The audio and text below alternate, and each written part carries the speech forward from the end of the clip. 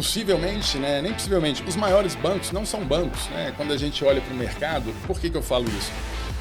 Eu vi muita fintech, muitos negócios surgirem. Interessante essa operação. Por que eu também não sou uma instituição financeira? E aí começa o processo. Às vezes o cliente ele acha que ele pode correr, né? Sozinho principalmente, mas ele está engatinhando ainda. Às vezes ele nem sabe engatinhar. Você imagina você desconhecer o banco na sua vida ali do dia a dia, porque ele já está embutido dentro do sistema. Então ele vem invisível.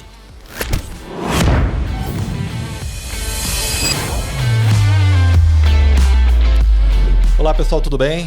Eu sou o Fernando Castro e esse é o podcast Fintech Makers. Hoje nós abrimos a segunda temporada, primeiro episódio. Aqui a gente tem como principal missão contar as histórias das fintechs brasileiras e do mundo. E hoje eu recebo aqui com muito orgulho Rafael Maia. Rafael que é formado em administração, com passagem em grandes empresas como Tecban, Matera, Dimensa, Sync, a TOTUS. E atualmente lidera uma iniciativa chamada Tive de Fintech, que tem bastante participação e de forma agressiva e inovadora no Banco Central, Fintechs. Ele vai contar para a gente bastante história.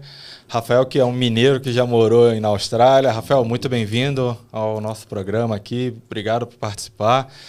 É muito bom ter você aqui. E para a gente começar, quem é o Rafael? Me conta. A gente aqui no podcast dá sempre muito foco ao maker, né? A pessoa que está aqui, o convidado. E eu quero saber tudo sobre você hoje, meu amigo. Quem é você? Vamos lá, Fernando. Primeiramente, obrigado aí pelo convite. É uma honra estar participando aqui contigo. Acompanho o seu trabalho aí, vejo bastante, né, interessante relacionado a todo esse mundo de fintech que a gente vive, né?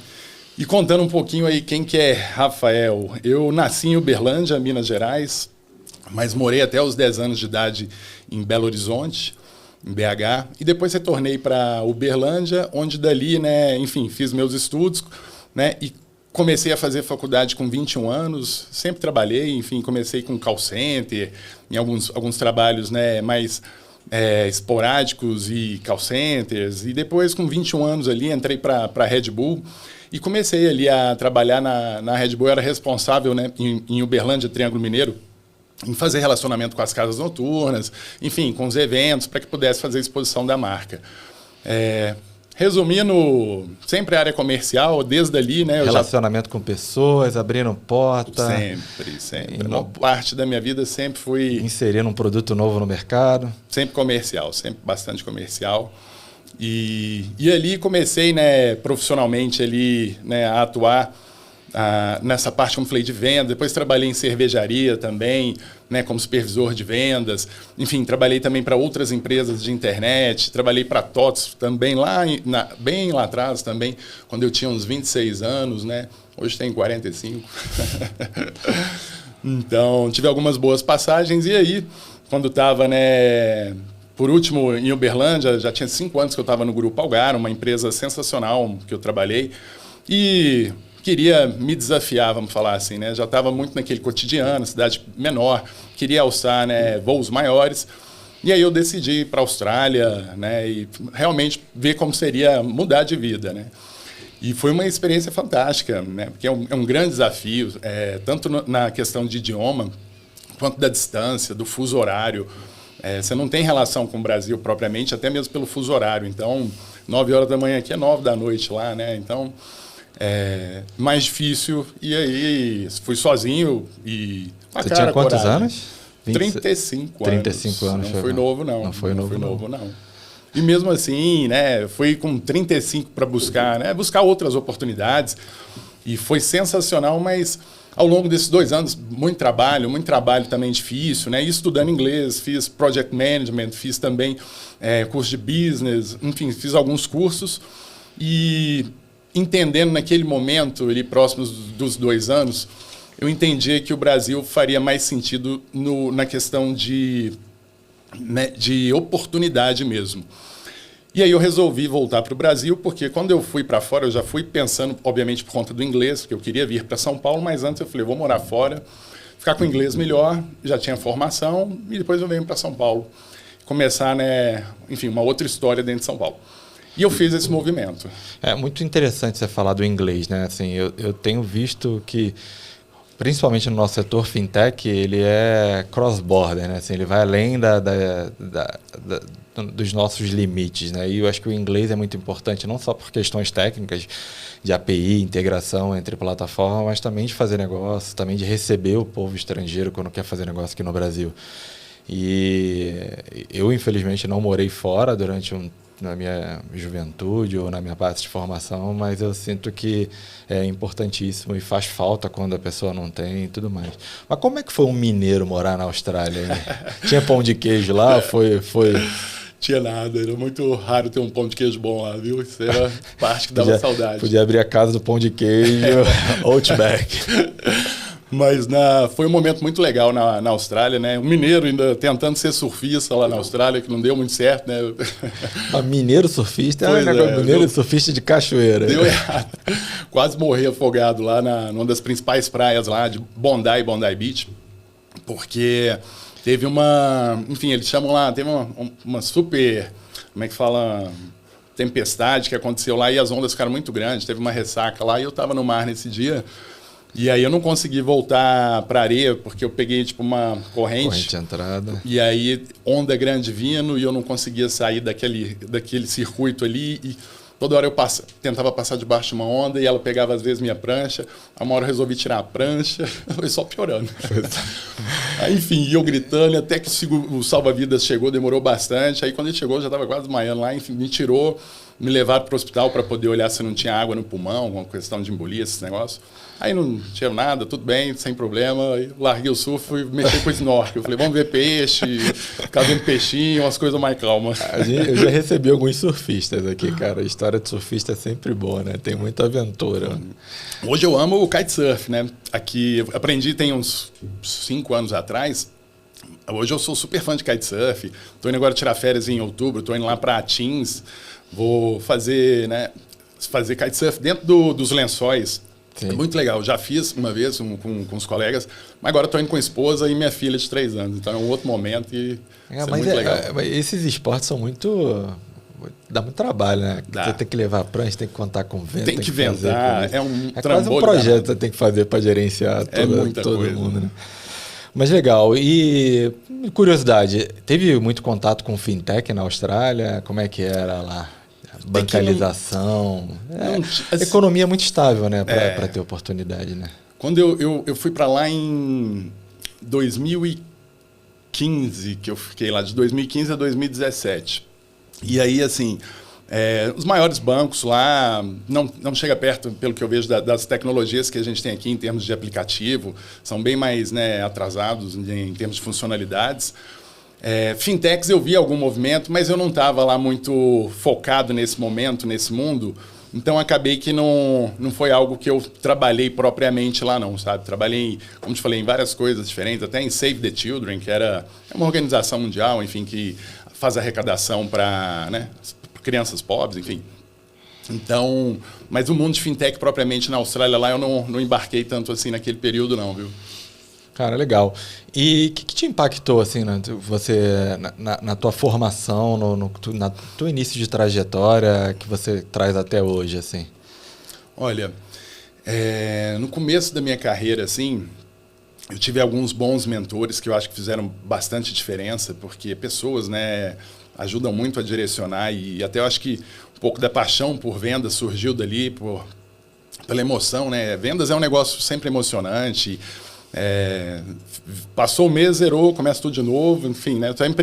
Sempre um negócio bem desafiador.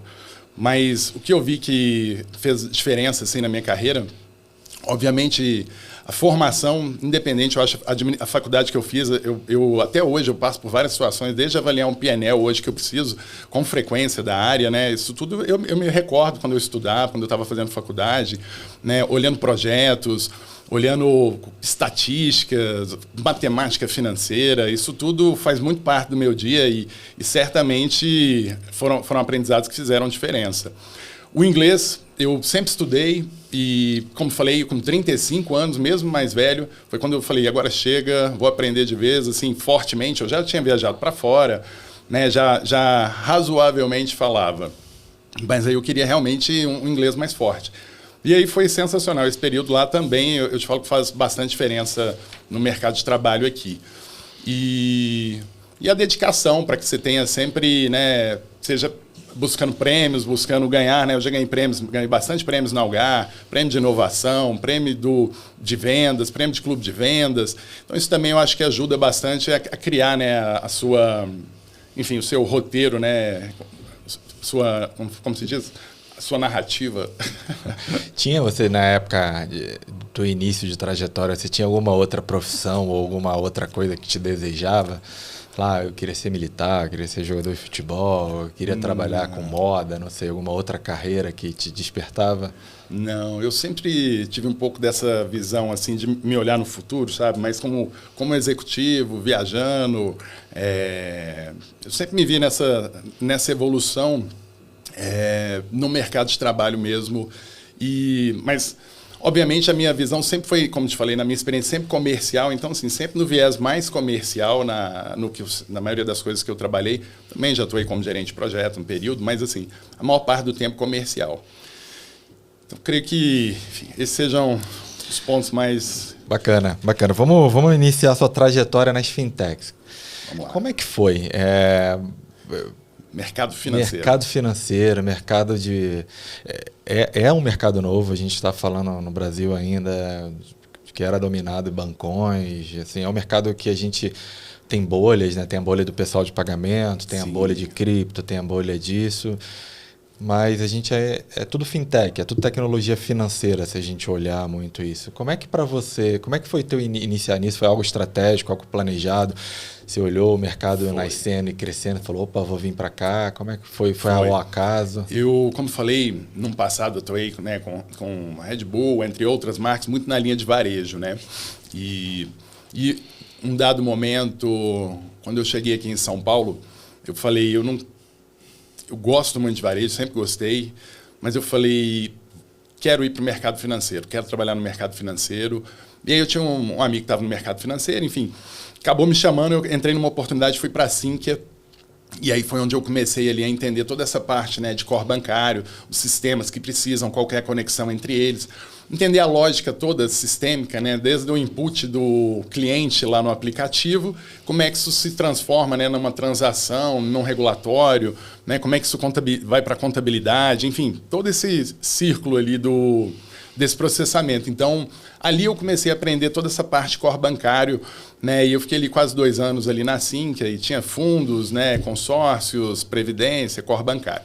Nesse momento surgiu uma oportunidade para eu ir para a TecBan, e era um momento que estava saindo o Open Banking. E aí eu falei, bom, né, já tinha ido para o mercado financeiro, já não tinha mais volta, era o que eu queria.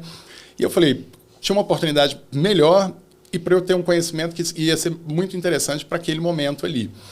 E eu fui para esse desafio, que foi muito legal. Trabalhei com, enfim, o Rogério Melfi, super conhecido aí no mercado, aí no Open Finance.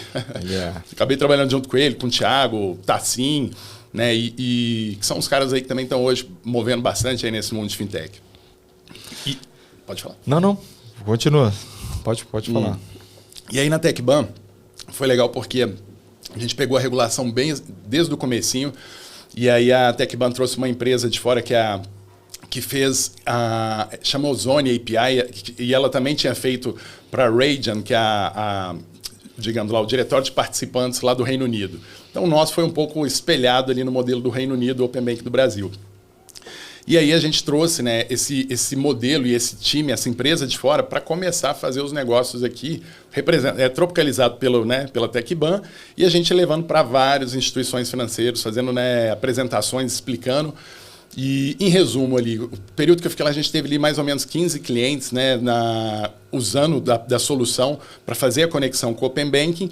E o regulador, né, sempre coloca ali as fases, primeira fase, o que era, a segunda, enfim, todas as fases, e contínua evolução do negócio. Mas aí o que foi interessante? Da Sinqia eu aprendi toda a parte core bancário, depois eu aprendi o Open Banking ali com bastante profundidade na TecBan. E aí, nesse momento, eu tive um convite para ser gestor na Dimensa. Dimensa é uma concorrente, né, desse mercado de core bancário aí que é uma empresa da TOTS com a B3, né, a Dimensa. E aí eu fui para a Dimensa trabalhar como gestor comercial da parte core bancário. Também foi muito legal, eles têm excelentes clientes, é uma empresa, né, fantástica, não tenho, né, já havia trabalhado na TOTS anteriormente, aí estava muito feliz ali trabalhando pela Dimensa. Só que ali era mais do mesmo também no core bancário, né, apesar de que eles haviam feito algumas aquisições interessantes, que aí tinham uns produtos ali também diferentes para vender. Mas aí continuando, né, nesse entendimento. Então estava ali core bancário, open banking, depois core bancário. Aí da Dimensa, Matera, um dos maiores players aí de core bancário, me chamou para trabalhar, tive um convite lá do Diogo, fui para a Matera para ajudar e fazer toda a gestão do time comercial. Entrei lá, tinha 7 vendedores. Quando eu saí, deixei um time de 15 vendedores ali, que a gente tinha que contratar para uma meta bem agressiva no ano de 2023. Então, foi um momento que a gente fez bastante resultado. Ali foi bem legal. Queria que você está ajudando aí, a gente, pelo que você está falando, você ajudou e você viu muita regulação a nascer, mas também muito negócio a nascer. Muitos. Vocês como provedor de tecnologia, de solução, ajudando até a criar provavelmente ali o modelo de negócio, porque eu estava um pouco nessa época, eu vinha, não sabia se cobrava por transação, por tarifa, por percentual, se padronizava, era volume, tinha fim mínimo. E hoje a gente sofre ao contrário, né? A gente abriu, a gente está começando a fechar. O que você viu de bacana nesse momento de nascendo, o negócio nascendo, as oportunidades nascendo, e você tendo a possibilidade de ter a tela em branco ali? O que foi bacana, assim? Então, a virada de chave, vamos chamar assim, né?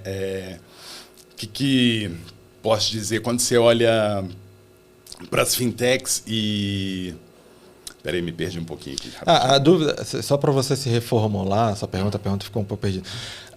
Nesse processo de construção de Open Banking, nesse processo de nascer, a gente teve a oportunidade de pintar uma tela em branca. Não sabia se ia cobrar FII mensal, se ia cobrar tarifa, não sabia se o modelo ia precisar de licença do Banco Central. Muita coisa nasceu, né? E hoje já está muito mais definido e as regras já estão definidas. Assim. O que você viu de bacana? Como é que foi participar desse início e desse projeto de... A gente olhou muito para o Reino Unido, do jeito que você falou, mas a gente inventou muita moda aqui dentro, né? O Pix Exato. Mas aqui no modelo de negócio no Brasil, a gente já trabalhava com vários módulos ali dentro do negócio de core bancário, né, dentro do sistema do mercado financeiro, com volumetrias. Então, o que acontece? Quando, né, seja o conta corrente, seja o crédito, seja módulos de investimentos, então, alguns determinados módulos, além de cobrar a mensalidade, um valor fixo, né, um baseline, você cobra também por volumetria. O caso do Open Banking, como tudo é feito ali por API, né, pelas APIs, pelas conexões, então, como é que a gente conseguiu chegar em preços ali? Né? A gente entendeu todo o ecossistema, do que seriam os compartilhamentos, o que seria o produto propriamente, né? E em cima disso a gente criou uma tabela ali, basicamente por valores, por compartilhamento, com volumetria e baseline. Então, variava, exemplo, de 30 a 60 mil por mês, mais X valor por mais volumetria de determinados produtos. Um fim mínimo ali. Mas na sua pergunta, né, nesse mercado, o que eu vi assim, de grandes mudanças? Né? Possivelmente, né, nem possivelmente, os maiores bancos não são bancos. Né? Quando a gente olha para o mercado, por que eu falo isso?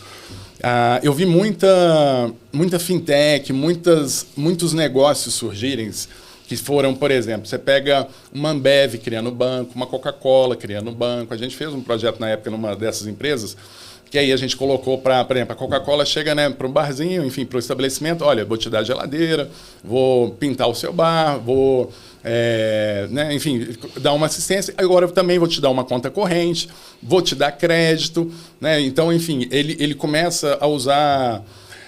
de outros negócios além do negócio core. Hoje o Mercado Livre, o negócio principal dele seria, né, a distribuição, a venda, mas o Mercado Pago subiu. Né? Então, o que acontece?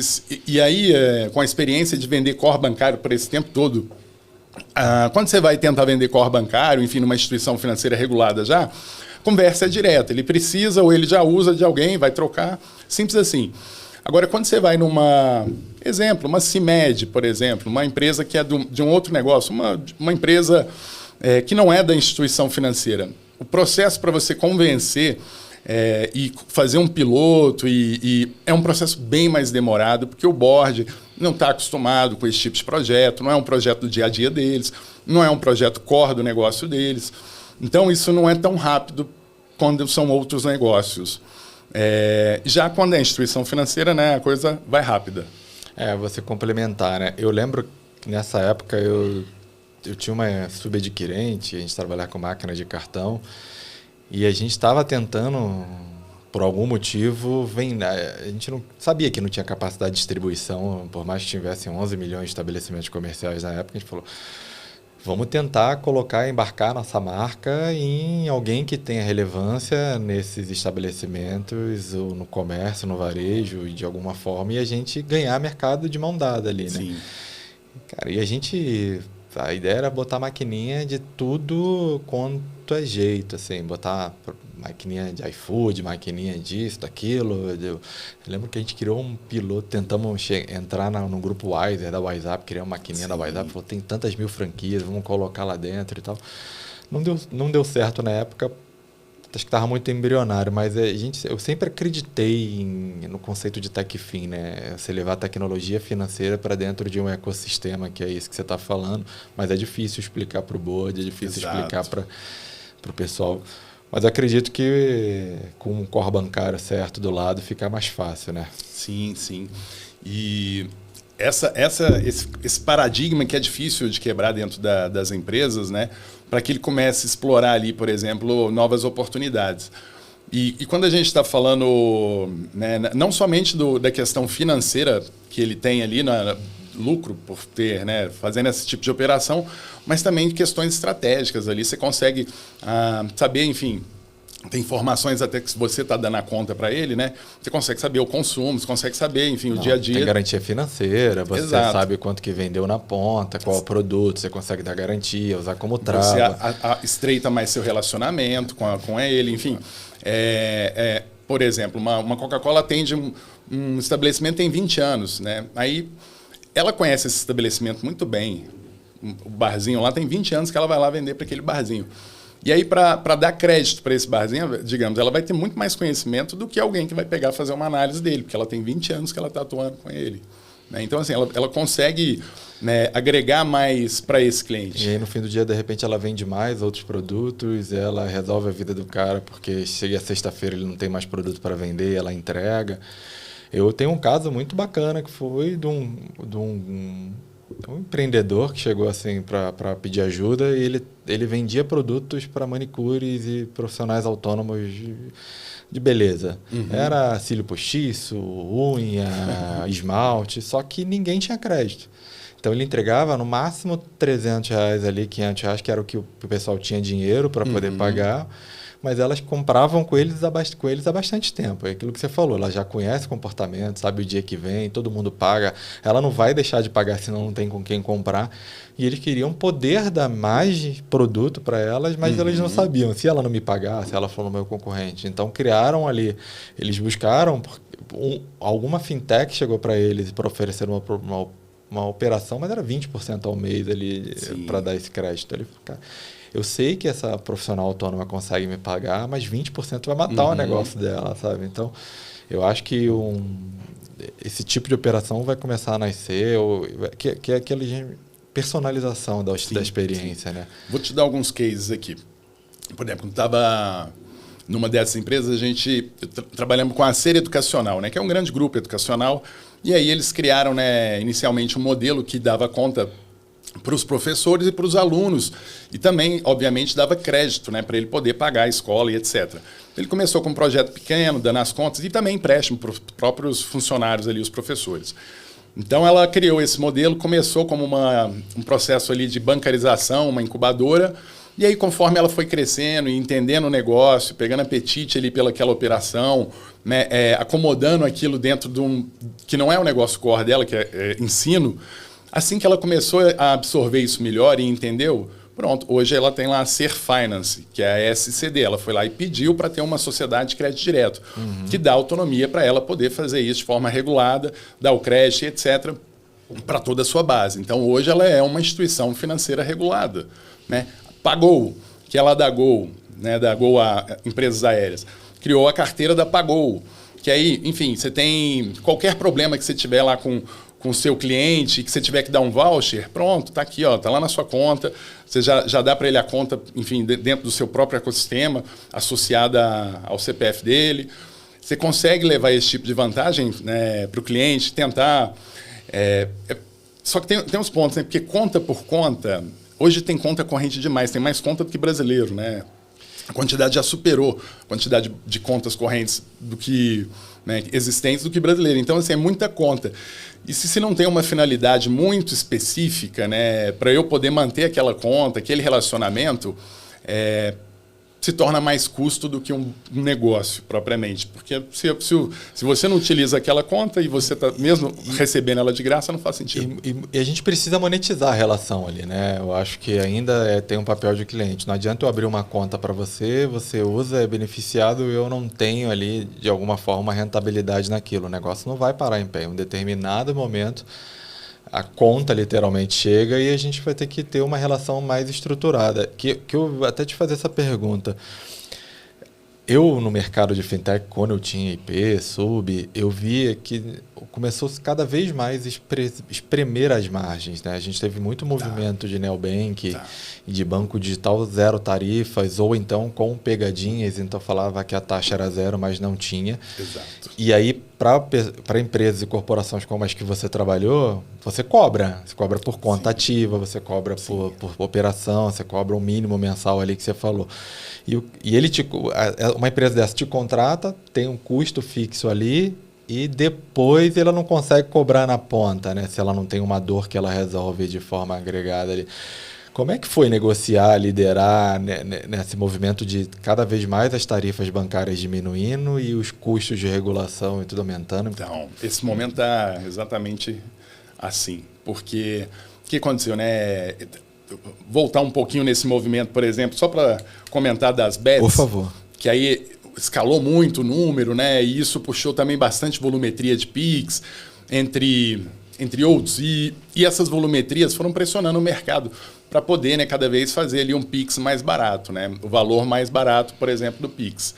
E eu faço 10 milhões de transações, o outro faz 20 milhões, e aí essa busca por preço cada vez mais. Só que o negócio bancário, né, ele é muito estratégico no sentido... não é um produto isolado, né? Porque, por exemplo, eu posso nem te cobrar o Pix, mas se você deixar o dinheiro na conta, eu ganho no float. Então, depende do tipo de negócio que eu consigo fazer na estratégia, eu consigo ganhar, beneficiar de um lado e ganhar de outro. Sim. Então, tem muita estratégia para isso. Mas hoje, sim, a gente está sofrendo, o mercado está sofrendo essa pressão de preços cada vez mais competitivos.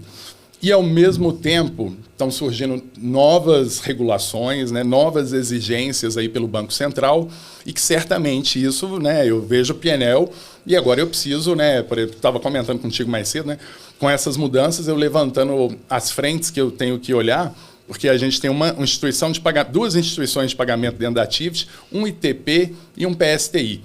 Todos são impactados de alguma forma por essas mudanças. Então, levantamos lá já mais de 50 itens que a gente precisa, né, ajustar, e já estamos com o time todo a toque de caixa para resolver todo esse problema.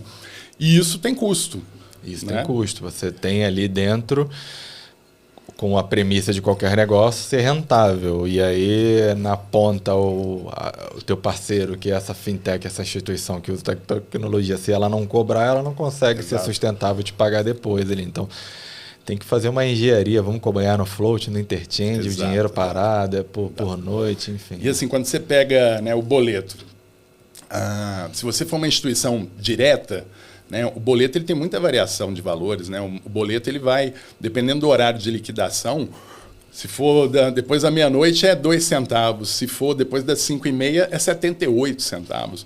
Então, se é pago numa lotérica, é mais um valor enorme lá de RCO.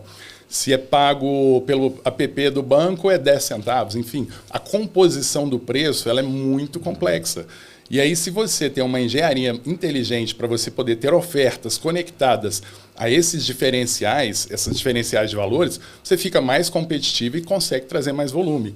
Porque você, para mim não é importante, não tem problema de ser liquidado para amanhã. Tudo bem, eu faço um preço melhor para você. Não, eu preciso que seja liquidado. Tem um preço para isso. Então você consegue ser mais personalizado ali na oferta, né? Para viabilizar o negócio, né? Sim. E me diz, o seu papel de gestor, como é que é liderar time nessa agressividade no mercado, nesse mercado flutuando aí? Eu tenho acompanhado muita gente mudando de empresa por causa de estresse, a gente teve casos de demissão em massa. Como é que está o ânimo do time? Bastante pressão, sim, sabe? E pressão do mercado, né? Esses últimos 2, 3 meses aí mexeu bastante, né? Todas esses ataques que aconteceram. Então, a urgência pelas entregas acabam crescendo muito, principalmente quando a gente fala na questão regulatória. E a gente, né? Ninguém tem um time parado lá esperando chegar para poder começar. Então, o time está sempre trabalhando, obviamente. E aí surgem coisas novas e a gente tem que saber administrar isso, né? Para poder, junto ao time, equilibrar as emoções, organizar as entregas. Mas nós estamos falando de uma empresa como a Activity que tem 6 mil funcionários. Então, é algo muito bem estruturado que a gente consegue, sabe? Sentar e conectar as pessoas que são necessárias dentro da empresa, resolver os problemas com agilidade. Então, a gente consegue andar rápido nesse sentido. Mas é inevitável esse impacto. Antes da gente falar da Activity, a gente vai falar daqui a pouco, que é a posição que você está atual, quero te fazer aqui, a gente vai chegar no momento de curiosidades e histórias de bastidores, cara. O que você pode contar para a gente nessas grandes empresas de curiosidade, até dos projetos que você conduziu aí? Tem algum caso bacana? Conta mais histórias para a gente. De curiosidades, assim, eu acho mais, como eu falei, assim, nessa linha de empresas que não são ali, por exemplo, do mercado financeiro propriamente e que, né, começam a embarcar. Essas chamam a atenção, essas iniciativas. Eu vi, não vou falar que foi dentro aqui os projetos, mas, por exemplo, vou contar um caso que eu vi interessante. Um banco no exterior que ele associa a taxa de juros com o seu Apple Watch, enfim, com o seu watch aí que você tenha digital. E ele, conforme a sua quantidade que você corre e anda no dia, ele te dá uma melhor taxa. E aí ele tem algumas metas lá. Depois eu te mando o site para você ver. Legal. E aí, quanto mais você se exercita, menor as taxas. E aí é um banco com essa pegada de esporte, porque começou cada vez mais a surgir bancos nichados, né? Banco que olha um determinado segmento, um determinado público específico, para poder atacar ali. Então, isso foi legal de ver, e isso eu vi fora esse case, mas no Brasil tem alguns, assim, não nesse sentido como do esporte, mas, como eu falei, iniciativas de empresas que não são instituições financeiras, que não são bancos, mas que estão buscando, né, resolver esses problemas. Porque quando você olha fintech, né, pensar assim, o que é uma fintech, né? Para mim, fintech é um conceito que deram, né? Um nome conceito que deram para quem resolve um problema que está relacionado ao ecossistema financeiro e tecnológico. Então, quem tira fricção, quem tira uma dor, quem acelera, quem consegue fazer algum atalho dentro desse processo, a gente chama de fintech. Você está me atrapalhando, que no meu roteiro eu ia te fazer essa pergunta no futuro, eu vou ser obrigado a fazê-la de novo com um quadro que a gente vai criar. Mas eu tenho... E você falou um negócio interessante, né? Essa questão da sempre inovação, dessa necessidade. Para mim, assim, é difícil falar de algum negócio que não tenha a parte financeira ali dentro, né? Eu vou para a igreja, sou religioso ali. Outro dia desse na igreja estava frequentando, estava fazendo uma obra num ar-condicionado e fez um carnezinho para cobrar o ar-condicionado. Eu falei, me bateu aquele bichinho, falei, por que eu não pego aqui e faço boleto? Porque eu fiquei imaginando o padre conciliando isso depois e ele tem a opção de pagar o Pix para o boleto. Eu já falei, bota o boleto Pix, já vai conciliar direto aqui. Lembrei de uma história agora que você falando disso, eu lembrei, tinha um cliente nosso. E aí ele, né, dentro desse modelo que a gente tem de conta, de repasse, enfim, ele colocou lá na igreja, né, o QR Code lá grandão, e aí os fiéis iam lá, obviamente, lá para fazer umas transferências. Um dado dia alguém foi lá e colou um QR Code em cima do QR Code dele. E ele ligando na empresa, o pessoal tá mandando dinheiro, não tá indo. Aí foi descobrir, trocaram na placa lá o QR Code. Cara, a gente vive no Brasil, né? Não só por oportunidades boas que nós temos, mas também a gente tem a capacidade criativa e isso o fraudador também tem, né? Sim, sim. Eu tenho um caso que eu trabalhava com maquininha e tinha muito isso, né? Assim, o garçom estava no restaurante, vinha alguém cooptar ele ali e falava, ó, vou trazer uma máquina para você, você passa 2 transações aí e me devolve, eu te dou metade do valor. Como é que concilia isso depois? Engenharia social. Engenharia pura, social. Né? Teve o caso de um restaurante famoso que o nome dele criavam, sei lá, nomes fictícios com o nome do restaurante, colocavam uma maquininha, que ficava um monte de máquina no balcão, aí você passava para ir no banheiro do restaurante, colocava uma máquina lá, a máquina ficava um mês, tempo e ninguém via, para na hora de conciliar, todo mundo botando culpa na fintech, mas era outro CNPJ, o dinheiro estava indo para outro lugar, né?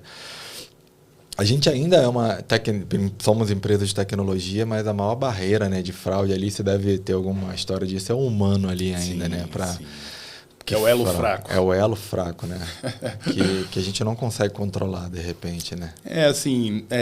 Essa parte de segurança, principalmente agora a gente tem discutido muito com todo o time de tecnologia e de segurança nosso lá na Activity, né? E é muito boas práticas, além, obviamente, dos sistemas e todo o arcabouço necessário, mas é muito de boas práticas, de padronização, sabe? De colocar... não dar margem para poder abrir margem para o acaso, né? Então, assim, você tem que estar muito respaldado. E aí, quando eu falo respaldado, não é somente na questão técnica, né? Você tem que ter...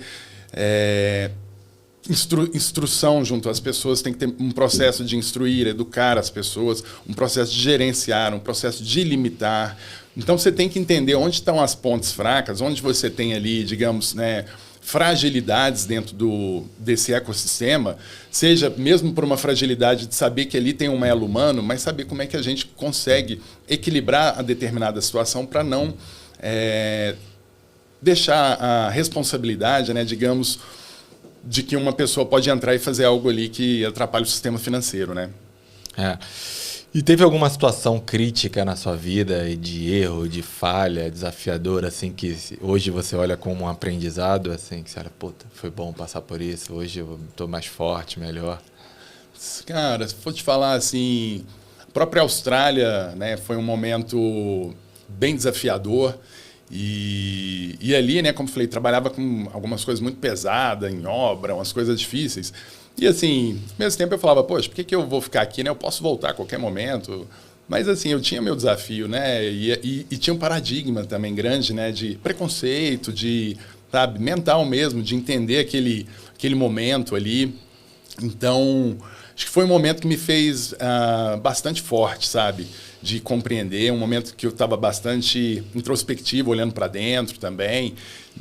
Então, acho que ali, os desafios que eu tive ali, tanto que quando eu, né, voltei para o Brasil, eu falei, poxa, agora vai ser fácil, né? Eu vou para São Paulo, eu tenho faculdade, falo inglês, falo o idioma desse país. Poxa, que fácil, né? Porque, assim, eu fui para a Austrália, não tinha um amigo, não tinha uma família, tinha como estudante, então tinha que ficar estudando para poder permanecer lá. Não tinha, meu diploma não vale lá. E mesmo assim eu consegui ficar lá 2 anos e tem colegas que estão lá até hoje.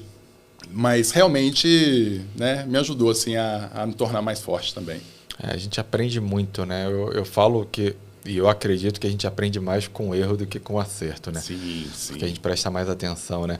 Tem até, eu faço esporte, tem estudos que, por exemplo, o ciclista, ele cai muito mais na descida do que na subida, porque ele se distrai na descida, porque ele não está concentrado, não está fazendo força, ele não está prestando atenção ali no movimento, fazendo esforço. Na subida você está fazendo esforço, está concentrado, está pensando em que vai quebrar, que vai desistir, então você está mais em ativo, né? No modo guerra ali.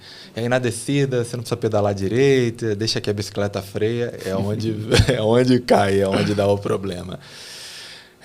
E o contrário, sei lá, alguma coisa que você falou, puta, isso aqui vai dar super certo, esse projeto, esse cliente, isso aqui vai arrebentar e no fim não deu em nada. Aí não deu em nada? Deixa eu pensar aqui numa iniciativa. Sei lá, não precisa ser nada rebuscado. Pô, vou fazer negócio disso, fazer esse curso, vou investir no Bitcoin, vou botar aqui essa API nessa empresa que eu estou trabalhando e vai ser um sucesso e no fim... Pegou de surpresa agora aqui. Não tem problema, cara. Depois, sem problema. Cara, vamos vir vender seu peixe aqui. Vamos lá. Hoje você é Head Finance da Tivit Fintech. Isso. Tivit que tem Fintech algumas Tivit. Fintech Tivit Fintech, PSTI, Isso. ITP. Deixa eu contar Explica um pra pouquinho. gente, conta como é que você chegou lá, qual o desafio de vocês, das oportunidades. Perfeito. Então, para eu explicar como é que eu cheguei na Tivit, né? Então, como eu te falei anteriormente, tive experiências ali em core bancário, né? Trabalhei em Open Banking. Em resumo, eu conheci, né, toda a parte ali do back-office, por trás das instituições financeiras, né? Que são ali sistemas, obviamente, para essas operações. Então, eu estava com bastante know-how, bastante conhecimento de toda essa parte por trás. E, obviamente, a gente conhece também as operações pelos clientes. Mas hoje, dentro da Tivit, eu tenho 2 instituições financeiras que a gente opera dentro do nosso ecossistema. Uma iniciador de transação de pagamento. Além disso, eu tenho o PSTI, mensageria do SPI e também mensageria de SPB em desenvolvimento. Então, todos esses são 3 frentes diferentes, eu posso dizer assim. Uma é o ITP, né, que é o iniciador de transação de pagamentos, que isso vai revolucionar muito o mercado, né? Porque quando você olha pelo Open Finance, todos os bancos, por uma regulação, têm obrigatoriedade de seguir todos os padrões. E aí, quando você coloca um ITP, exemplo, num RP, né, um RP teria que integrar com quantos bancos para poder oferecer os bancos do Brasil dentro do seu negócio, né? Um pagamento. Quantos? Fulano mora lá e usa o Banco da Amazônia. Mas eu vou ter que integrar. Então, o Open Finance ele resolve isso, porque ele pega uma aplicação, coloca dentro do RP e ali dentro estão todos os bancos. Porque já vem do regulador, é mandatório, né?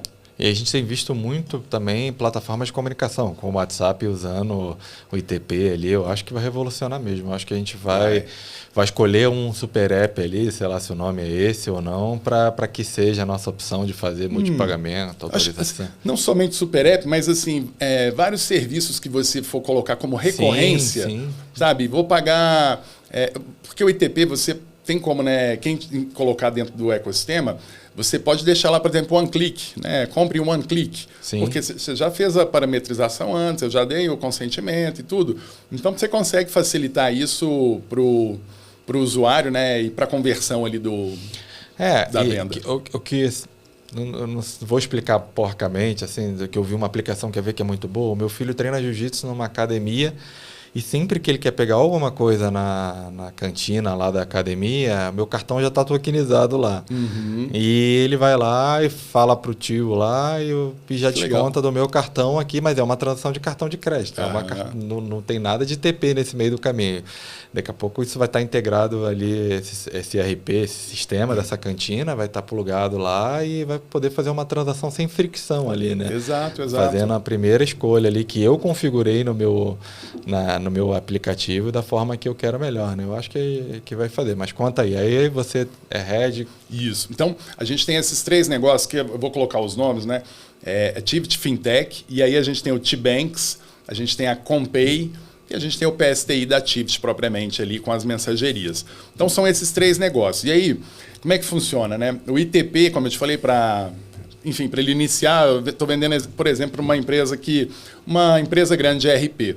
Ele coloca lá o iniciador e começa a fazer as operações, né, para o cliente dele lá de iniciar a transação de pagamento. Além disso, eu também ofereço para ele, né, para ele colocar lá boleto, para ele colocar o Pix, para ele colocar o Bolepix. Se ele precisar de fazer split, faz split, divide para um, para outro, se estiver, né, dentro do ecossistema. Repasses, quantas vezes forem necessárias. Porque o meu modelo, né, é de Bank as a Service, mas como é que funciona?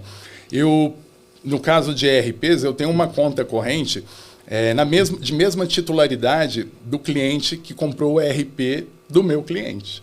Então, quando o pai do aluno de uma escola paga uma conta, por exemplo, eu recebo aqui na nossa Compay, e aí, de hora em hora, enfim, da regra que eu quiser colocar, eu mando esse valor para a conta de mesma titularidade do cliente da empresa de ERP. Entendeu? Entendi. Então você tem ali um canivete suíço de ferramentas. Mas olha que legal. Ele começou com o ITP, depois ele falou, não, vou colocar agora Pix no meu ecossistema, boleto. E aí ele começa a operação revendendo isso para os clientes dele, né? Ele coloca dentro do ecossistema e revende ali para a ponta até que chega no pai do aluno o boleto e ele paga, exemplo. Então ele vai fazendo todo esse ecossistema funcionar de Pix, boleto, até o momento que ele de repente ele olha e fala assim, olha, interessante essa operação, por que eu também não sou uma instituição financeira? E aí começa o processo. Aí ele fala, eu vou querer agora ser uma instituição indireta, por exemplo, né? Começa assim. E aí ele pede para ter uma IP e começa com uma instituição direta como liquidante. E ele vai crescendo. Mesmo assim, ele continua crescendo. Aí ele fala, não, por que eu vou continuar como indireta? Eu quero ser uma instituição direta agora, né? Eu tenho um volume, sou grande, conheço esse negócio.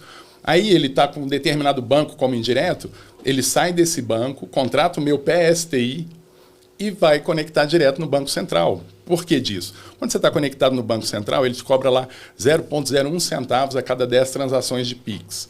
E aí você tem todo o custo de infra, pessoas e todo o negócio para poder, né, colocar isso rodando.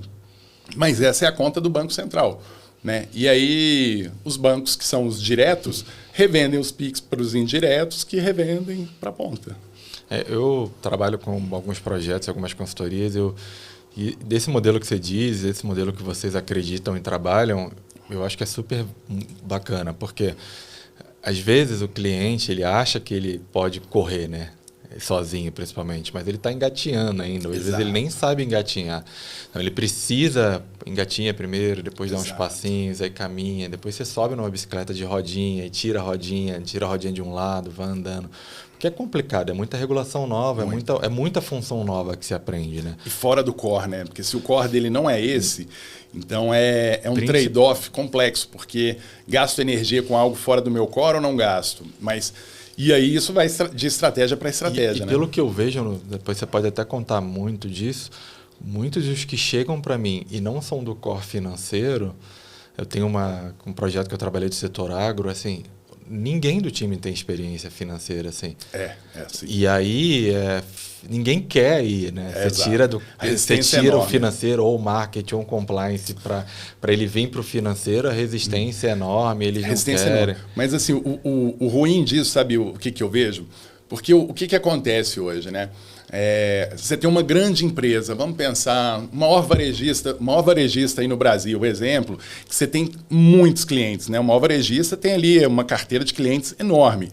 E aí ele põe um banco dentro do seu ecossistema para dar empréstimo, para fazer essas operações.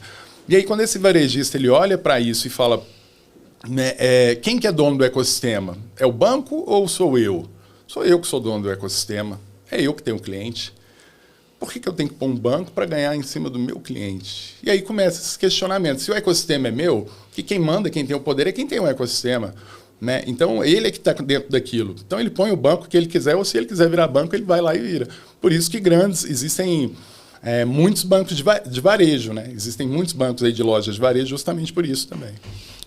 Requer muito esforço se tornar um banco, né? Então, ele tem que ter, se você quer ser dono desse ecossistema, você tem que fazer um investimento, vai ter erro pra caramba, aprendizado, investir, risco. Eu sempre falo, se você não tem apetite a risco, não quer sofrer muito, começa de mão dada com alguém, deixa essa pessoa aprender, te passar conhecimento e aprender do teu mercado para ela customizar, e tem que ser uma pessoa parceira, assim, que não tenha ego. Sim. E queira caminhar junto com a tua marca, mas eu acho que é muito importante. E você deve ver bastante projeto bacana ali, né? Porque você se tornou uma ferramenta para quem está começando, para quem quer levar novos produtos para dentro de casa, né? Assim, deve chegar, lógico, que você falou do mercado de bet, que chega muito, é um mercado muito financeiro e que reduz custos, mas também deve chegar projetos legais de querendo absorver tecnologia financeira para dentro de ecossistemas, né? Muitos, chegam muitos. E, como te falei, né, eles têm uma velocidade diferente de instituições que já são reguladas, mas são negócios que cada vez mais alguém vai identificando uma determinada dor dentro de um determinado, fora do mercado financeiro, né, que poderia levar uma solução para aquele ambiente e que facilitaria ali a vida de alguém ou democratizaria mais, né? Então, esse processo eu acho que é dessas empresas, isso que eu acho que é o bacana, né? de você aumentar o alcance com essas fintechs, com essa abertura do Banco Central, né, a gente começa a ter, como eu falei, né, a fintech é um meio ali para resolver um problema, né, que está dentro do ecossistema tecnológico financeiro. Você vira uma consultoria para o cara ali, para ele fazer negócio, para ele potencializar negócio, para viabilizar negócio. Né? É aquela história. O ecossistema é seu, vamos olhar para o ecossistema. Como que a gente pode potencializar dentro do seu ecossistema, dentro do seu cliente? E aí a gente vai olhar, não é só financeiro, nós vamos olhar como é que você agrega mais valor para o seu cliente, como é que você ganha mais dinheiro, mesmo financeiramente, como é que você fideliza. É uma série de fatores estratégicos que você olha para colocar esse tipo de solução.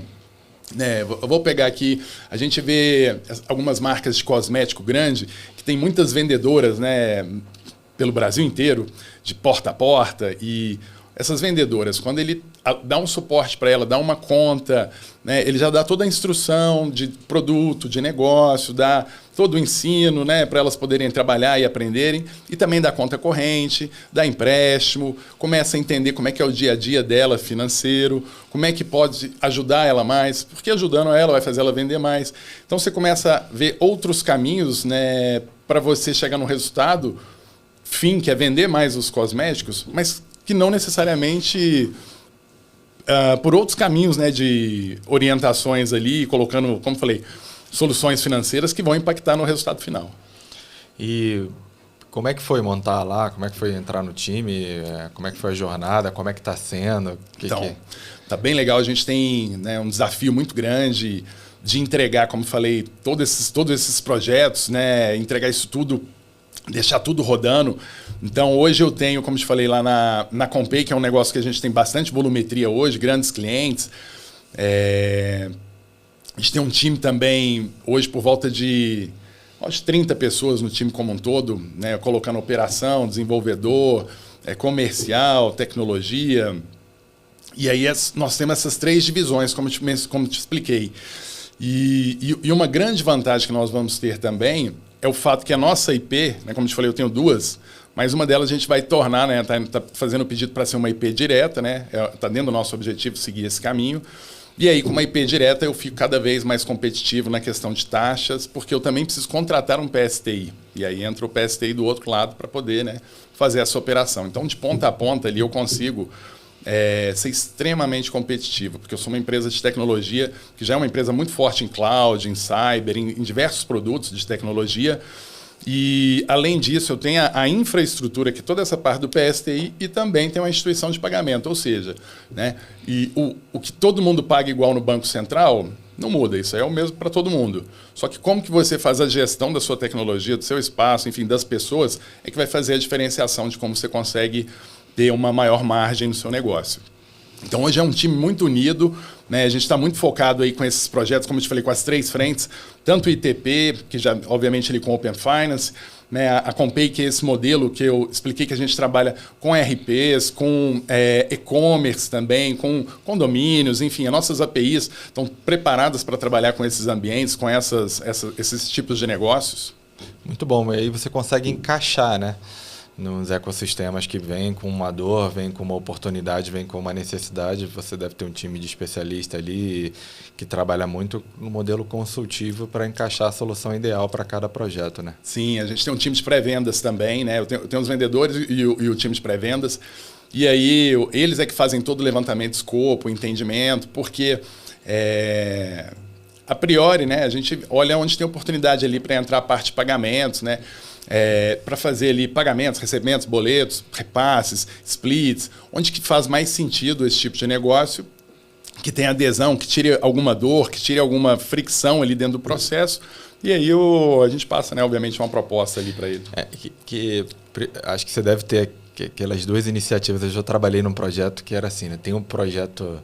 Tem um BAU, né, que é um Business as Usual, sei lá, o custo do boleto, da transação Pix, esse tipo de coisa. E tem o projetos especiais, que é o ornitorrinco, né, que é o bicho que vem, você não sabe se ele é mamífero, se ele não sabe se ele bota ovo, o que é. Isso aí precisa ter um time de especialista bom, que você consegue encaixar vários tipos de soluções ali.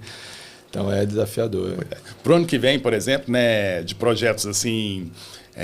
que vem até pelo regulador, é o da duplicata escritural. Isso vai mudar muito o mercado no ano que vem. Por quê? Né? O Pix aí a gente já vê um sucesso, etc., mas isso muito na pessoa física. Quando você vai para PJ, boleto continua ainda altíssimo em termos de valores, a TED também valores altíssimos. E é perto do Pix, vamos falar infraestrutura e ecossistema de boletos, ele é mais caro, muito mais caro. TED e Pix. Então, a tendência, agora com a vinda do Drex, com a duplicata escritural, com o Pix, a tendência é que com esses 3 a gente consiga fazer esse processo do boleto, né? Porque o boleto, quando você vai fazer para o PJ, né, ele funciona como um crédito ali, né? Conforme ele vai vendendo, ele tem aquele a receber que ele pode ali, né, antecipar.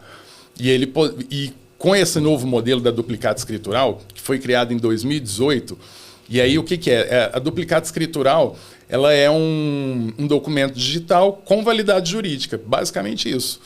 Então, o que aconteceu? Criaram em 2018. Ela vem evoluindo, interoperabilidade, etc. E aí, a partir do ano que vem, todas as empresas são obrigadas a estarem aderentes a ela. E aí tem tempo lá, as pequenas têm tantos dias, as médias, enfim. Mas o fato é, setembro do ano que vem, todo mundo tem que estar dentro de escritura duplicata escritural. Vai ser uma forma de substituir o boleto, que você diz? Diria que sim. Não vai matar o boleto. Para dar uma garantia no recebível ali, né? O que ele vai fazer ele pelo Drex, ele associa como contrato inteligente para dar essa garantia. Com o Pix, ele vai fazer a liquidação. E a duplicata escritural é o documento, é o boleto, digamos assim, online. Então, você juntando os 3, o Drex vai dar segurança. O Pix vai fazer a liquidação propriamente. E a duplicata é o boleto. Digamos. Travado de forma digital ali. Só que isso vai fazer. Vai se transformar em um processo online. Né? Então, isso que vai fazer a diferença. Porque E tudo integrado. Isso que é o principal ponto do Banco Central, né? Nessa mudança para o ano que vem. Então, a quantidade de falhas e de fraudes vai diminuir bastante, porque vai estar tudo centralizado, a informação. Esse é o principal. E aí, tanto, né, nas registradoras ali, B3, CERC, própria Núclea, né? Já estão todas se preparando aí para esse movimento. Bacana. Vamos até emendar aqui, você já falou um pouco, né? O que você vê? Você falou de futuro de fintech, você já falou do duplicado escritural. E o que você, além disso, o que você olhando para o futuro, como você enxerga o Brasil ainda pioneiro, como um desenvolvedor do Pix, né? A gente viu o Pix internacional, alguém falando já e tudo mais. O que você vê de futuro nos próximos anos? Falando de futuro de fintech propriamente, né? Vamos separar aqui, por exemplo, para PJs, para empresas, né? O que eu vejo sobre o mercado financeiro para PJs, né? Hoje, mesmo uma pequena empresa tem um sistema. São poucas empresas que não têm um sistema de gestão propriamente ali para o seu negócio, independente do negócio que seja. A tendência é que esses sistemas cada vez mais sejam integrados com meios de pagamento, com recebimentos, né? Eles sejam cada vez mais integrados com isso. Ou seja, se uma empresa que tem um sistema que já tem todo esse processo do banco ali integrado, ela não vê o banco mais, ela não entra no internet banking, até mesmo para diminuir erros e etc., porque tudo é feito ali pela operação do sistema. Né? Então, você imagina você desconhecer o banco na sua vida ali do dia a dia, porque ele já está embutido dentro do sistema, então ele vem invisível. Isso no caso do PJ. No caso de pessoas físicas, eu acho que também pega um pouco desse viés, porque cada vez mais, como eu te falei, vai se nichando os processos e os produtos vão chegando para cada nicho diferente. Eu tenho uma dor ali na parte de, sei lá, imóveis, precisa reservar imóveis, e aí eu quero fazer com que aquele que colocar o Pix aqui, ele vai ter já consegue garantir. Enfim, surgem N situações e possibilidades que cada segmento, cada nicho vê a melhor forma de usar.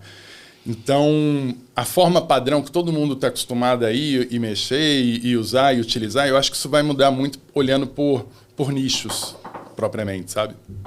Sim.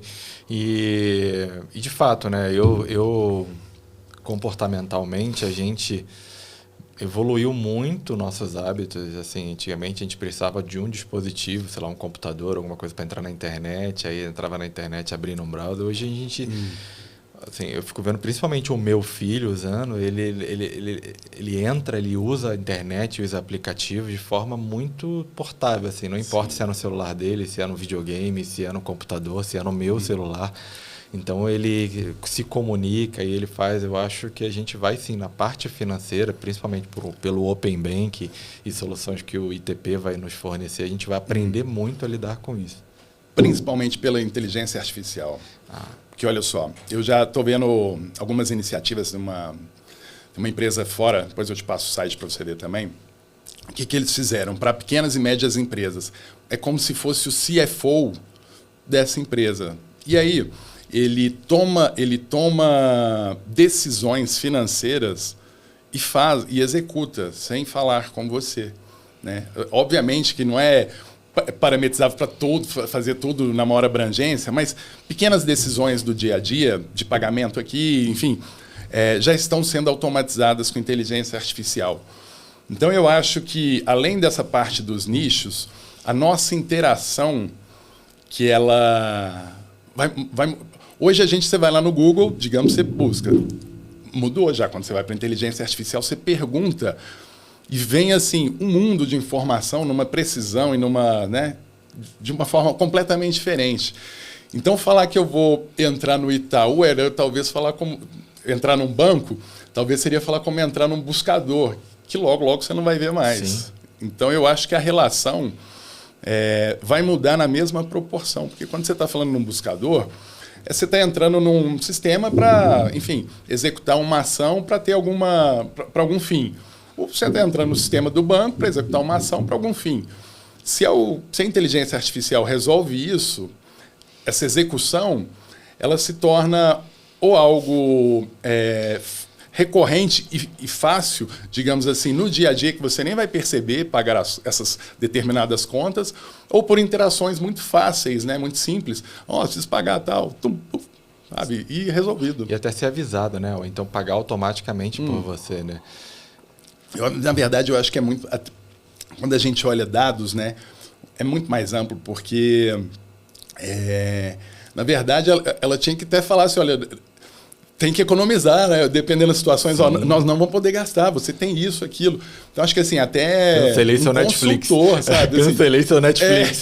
Imagina, desculpa, mas cancelei seu Netflix, você está próximo do bar. Você anda saindo muito aí, então gastou muito dinheiro aqui, então não vai poder ver Netflix esse mês, enfim. Eu fui num evento que peguei 2 palestras sobre inteligência artificial com gente que pensa muito à frente e foi fora da casinha, assim. Ele comparou que a inteligência artificial com eletricidade, assim, que vai nascer coisa que a gente não tem ideia. Não adianta se preparar tanto assim, que mais vai nascer coisa pra gente surfar muito a onda e melhorar muito. Eu uso muito, bastante. Eu pago o GPT, eu pago Manos para conhecer, enfim, eu uso bastante. Por exemplo, o GPT, né, você tem ali... Hoje, você tem como criar os seus agentes, né, você fazer ali as personificações para te atender. Então, por exemplo, eu tenho um agente que ela... Exemplo, tá? Empregada doméstica. Aí eu tenho lá a carteira dela, os documentos. Se eu precisar de qualquer coisa, assim, para falar quanto que eu preciso acertar no final desse mês, ele consulta, me fala. Eu tenho um lá que é minha filha, médico. Eu pego todos os exames dela, coloco lá dentro. Toda vez que ela vai no médico, eu coloco lá. Você sobe os arquivos lá. Sim. Então, quando eu vou lá e vejo que minha filha tem alguma coisinha, às vezes eu tiro uma foto. Obviamente, né, a gente vai no médico, não estou falando que a gente, né, trata com GPT, não é isso. Mas ele tem bastante conhecimento. Então, ali eu tenho. Aí eu tenho, como eu pago, né, ele é fechado, né, eu não deixo público ali. Então, por exemplo, eu tenho para poder fazer pipe, para mexer com comercial, então para poder dar uma olhada em oportunidades, enfim.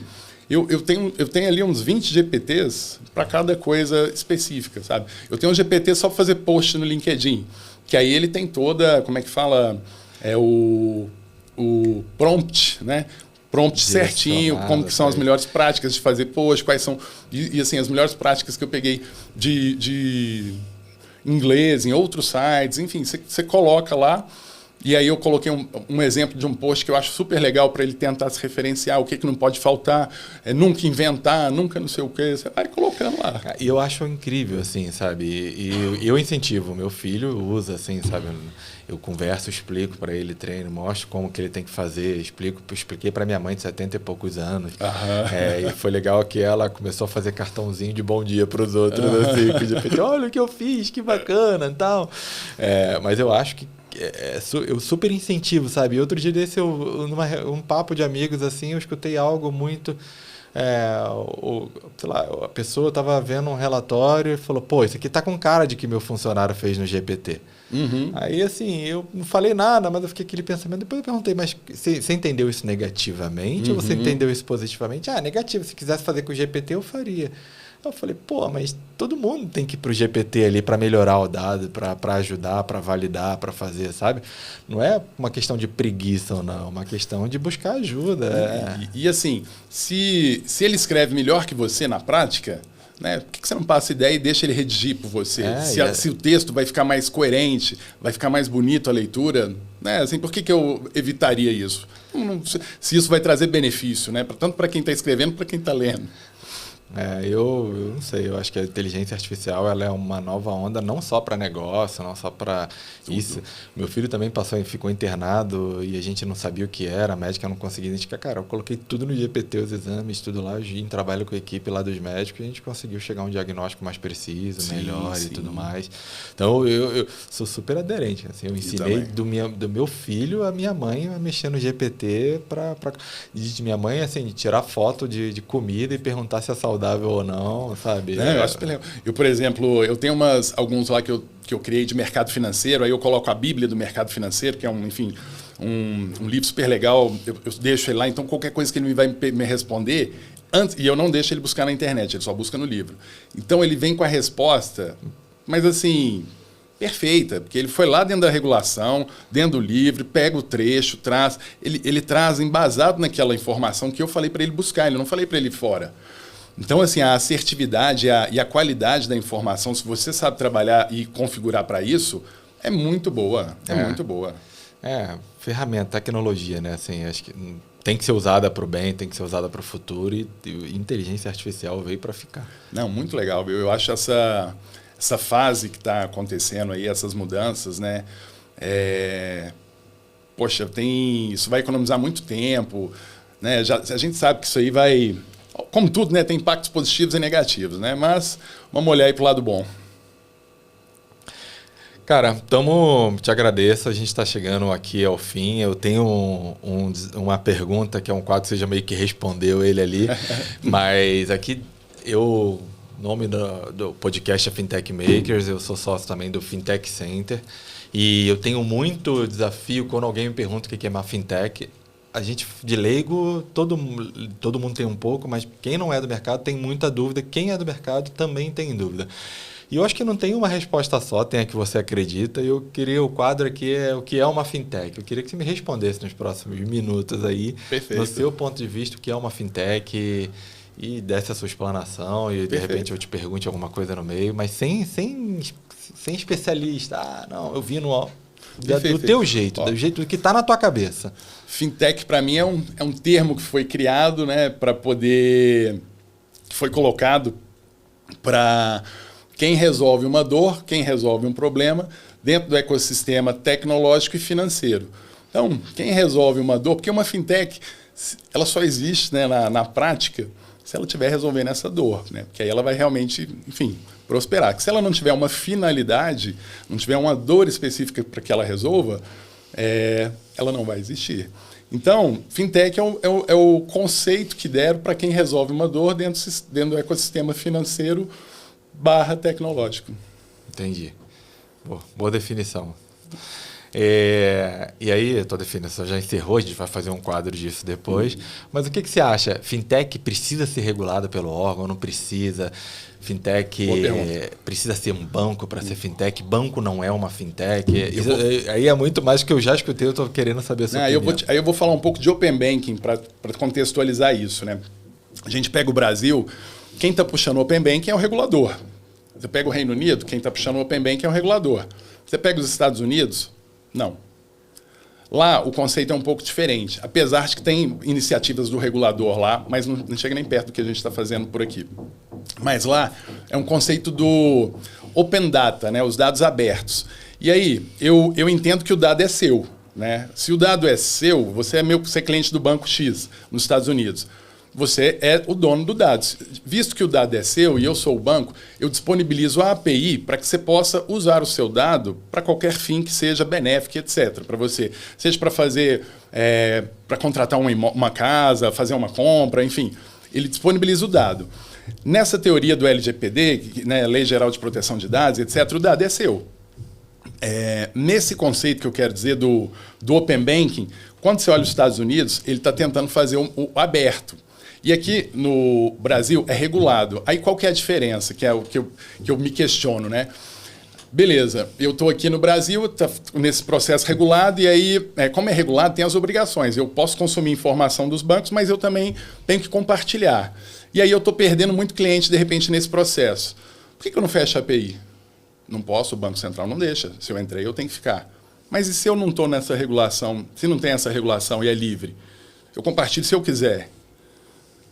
Essa é um paradigma que eu acho que é um dos pontos que eu acho que é complexo, porque o positivo, né, sempre positivo e negativo. O positivo do regulador, que padroniza, obriga e dá toda a competitividade. Quando você deixa livre e não tem a obrigatoriedade de expor os dados de forma padrão ou da forma que seja, por API ou não, você não tem obrigatoriedade, por que o mercado vai fazer, entendeu? Por que eu vou expor o dado para, de repente, o concorrente vir pegar aqui os meus clientes?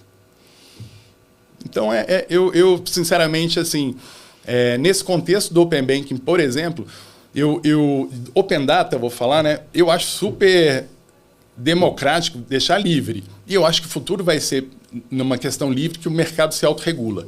Mas até que chega nesse futuro, eu acho que vai passar por muitos regulados, sabe? Sim. Não, principalmente porque quem já está grande, quem já detém o mercado, ele vai ver exatamente do jeito que você falou. Para eu abrir meu dado, para quê? Para ele roubar meu cliente? E assim, não tem obrigatoriedade? Por que eu vou deixar aberto? Porque é bom, né? O dado é dele, mas se não tem obrigação... Eu não quero mais antecipar com ele, eu vou antecipar com outro, eu quero liquidar em outro lugar, quero trazer o dinheiro a hora que eu posso. E aí que eu acho que é a essência da coisa do... Porque a gente fica falando Open Banking, mas ele é muito além, é o Open Data que eu falo, né? Porque você tem informações, não é só em banco, você tem informações em diversas, né, outros fins, vamos chamar assim. E aí você ter, né, o direito sobre esses seus dados, te dá essa autonomia, que eu acho que que faz essa diferença, não olhando só para bancos, né, mas olhando todo o mercado. Acho que eu estava em Nova York, em algum lugar, e eu vi, uns 15 anos atrás, que ninguém deu atenção para um cara que defendia muito que a tecnologia financeira, a fintech, ele chamava de techfin, só vai ser efetivo quando ninguém descobrir que ela está ali. Uhum. É o Invisible Bank. Invisible Bank, sabe? Assim, você pagou, você não soube o que você pagou, você não sabe onde está teu dinheiro, você sabe o quanto que você tem, sabe? Mas eu não sei se a gente vai conseguir chegar nesse patamar, não. Não só pelo regulatório que vai ser, que é desafiador ainda, se solta muito, dá problema, se prende muito, mata inovação, mas também por interesse econômico, né? Mas a ideia dele era legal. Por que eu tenho que pagar para escolher abrir carteira e ver? Eu simplesmente dinheiro, eu vou lá e pago. Eu tenho que ter esse acesso ao meu dinheiro. Então, mas nessa ótica é interessante, mas assim, a humanidade trabalha, né, sempre para diminuir os esforços, os nossos esforços, vamos falar assim, né? Tirar ali serviço braçal, enfim, né? Tirar complexidades, diminuir, encurtar, deixar as coisas mais rápidas. Depende da empresa e do órgão. Às vezes trabalha para aumentar os esforços. Mas, no geral, assim, o objetivo sempre, né, é encurtar. E aí, quando a gente fala em encurtar e tirar fricções, né, pagar às vezes é um negócio ruim, né? Principalmente pagando um boleto, uma coisa ali, é um negócio ruim que você preferia até assim, automatizar. Na verdade, é um processo, assim, acho que facilitou muito a nossa vida. Por exemplo, o wallet de carteira, para você pagar, o fato de você entrar e descer de um Uber ali sem precisar abrir uma carteira ou pagar, sabe? Assim, Sim. E cada vez mais isso vai facilitar. Então, você anda com carteira hoje? Não. Eu também, faz muitos anos que eu não tenho carteira, cartão de crédito, essas coisas no bolso. Nossa, assim. adorei quando a carteira de identificação também foi para digital. Sim. O documento o motorista do carro, também. E a gente, é um processo de digitalização. Mas, enfim. Cara, mais alguma coisa que você queira falar pra gente? Chegamos em encerramento, foi muito bom ter você aqui. Uma mensagem final aí para todo mundo que está ouvindo. Se você quiser, a gente vai no link depois do episódio colocar seu LinkedIn, colocar também onde o pessoal acha vocês nativos de fintech, como é que eles acessam, e mensagem aí pra gente. Valeu, eu que te agradeço muito aqui, Fernando. Obrigado aí pelo papo. Estou aí à disposição para a gente, enfim, continuar conversando. E a mensagem final é isso, estamos à disposição lá na Tivit, né, para poder ir olhar os projetos, sejam projetos relacionados a pagamentos ou mesmo as instituições financeiras que estejam buscando aí um PSTI, né, homologado, com bastante segurança, resiliência, de uma empresa aí muito forte na parte de tecnologia. Conta com o nosso apoio, estou à disposição. Obrigado aqui, Fernando. E vamos em frente. Vamos em frente. Obrigado a você que acompanhou a gente até aqui para mais uma história incrível no Fintech Makers e até o próximo episódio.